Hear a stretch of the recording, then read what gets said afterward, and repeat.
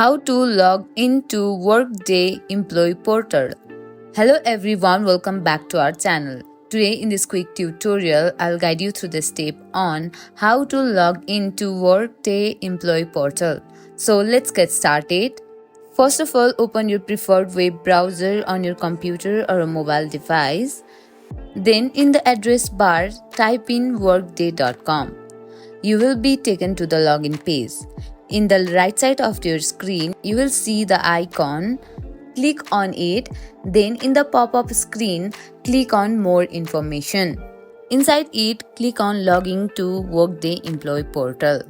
After entering your credentials and once you are signed in, you will be directed to your Workday dashboard where you can access your employee information, pay slips, benefits and more.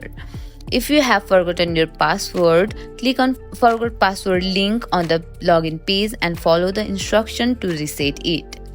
And that's it. You have successfully logged in into Workday Employee Portal. If you find this tutorial helpful, don't forget to subscribe our channel for more tutorials like this and hit the bell icon. See you in the next video.